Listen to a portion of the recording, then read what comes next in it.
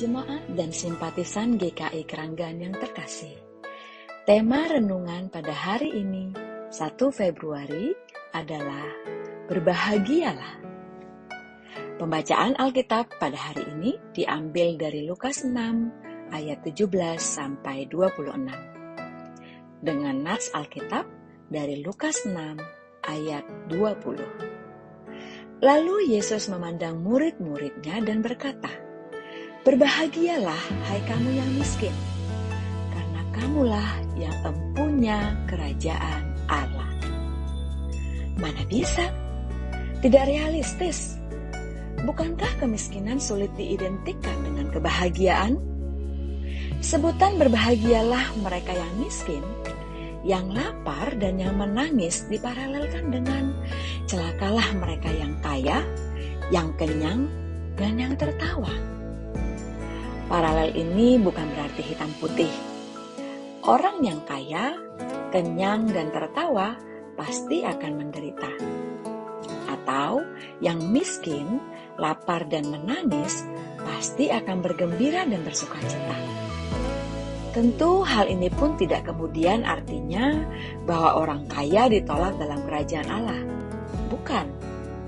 Namun, fokus ucapan Yesus di sini adalah orang miskin, bukan orang kaya. Penerimaan kepada orang miskin tidak otomatis berarti penyingkiran orang kaya. Suasana kebahagiaan dalam kehidupan seseorang menurut Tuhan bukan dilandaskan pada kenyamanan yang diperolehnya karena keberhasilannya, tetapi justru sebaliknya. Seseorang akan mengalami kebahagiaan ketika ia melakukan seperti yang dikehendaki oleh Tuhan, yaitu ketika ia menyatakan apa yang benar, apa yang adil, dan apa yang sesuai dengan sabda atau firman Tuhan.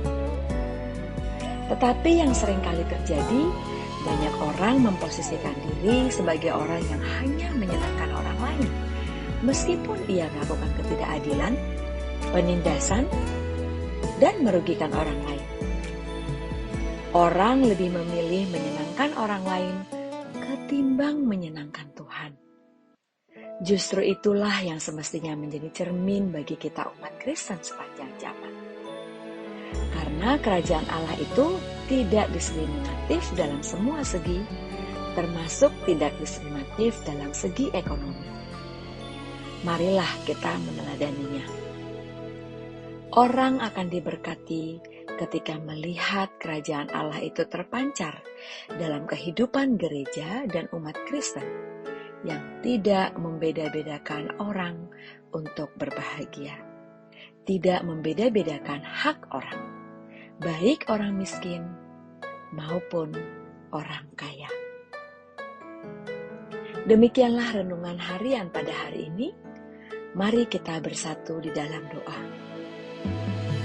Kami bersyukur kepada Tuhan yang kasih sayang dan kasih-Nya tidak mengenal kelas dan status sosial.